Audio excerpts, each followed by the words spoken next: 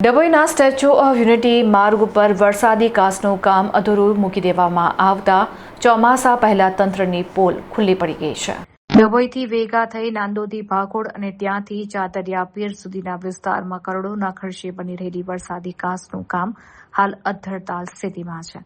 ચોમાસું હવે આંગણે આવીને ઊભું છે ત્યારે કોન્ટ્રાક્ટરો કામ અધૂરું મૂકીને ગાયબ થઈ ગયા હોય તેવું ચિત્ર ઉપસી રહ્યું છે, જેને પગલે સ્થાનિક રહીશોમાં ભારે આક્રોશ અને ચિંતાનો માહોલ જોવા મળી રહ્યો છે. ડભોઈથી વેગાથી લઈને ચાતરિયા પીર સુધી વરસાદી પાણીના નિકાલ માટે કાસ બનાવવાની કામગીરી શરૂ કરવામાં આવી હતી. સ્થાનિકોનો આક્ષેપ છે કે છેલ્લા કેટલાક સમયથી કોન્ટ્રાક્ટરો કોઈ પણ યોગ્ય કારણ વગર કામ અધવચ્ચે જ રોકીને જતા રહ્યા છે. ખોદાયેલી કાસો અને અધૂરા બાંધકામને કારણે સમગ્ર વિસ્તાર બિસ્માર બન્યો છે. ચોમાસા પહેલા કામગીરી યુદ્ધના ધોરણે પૂર્ણ થવી જોઈતી હતી, પરંતુ હાલમાં સાઇટ પર કોઈ કામગીરી ન થતા તંત્રના પ્રી મોન્સૂન કામગીરીના દાવાઓ તદ્દન પોકળ સાબિત થઈ રહ્યા છે. આ માર્ગ માત્ર સ્થાનિક પ્રજા માટે જ નહીં પરંતુ સ્ટેચ્યુ ઓફ યુનિટી જતા દેશ વિદેશના પ્રવાસીઓ માટેનું પણ મુખ્ય ધોરીમાર્ગ છે.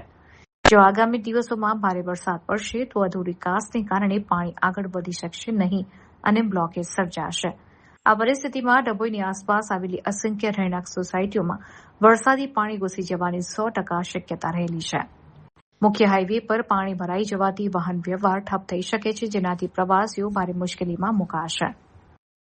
જો ચોમાસા પહેલા કાંસ સાફ અને પૂર્ણ કરવામાં નહીં આવે તો આખું ચોમાસું નરકાગાર જેવી સ્થિતિમાં જીવવું પડશે.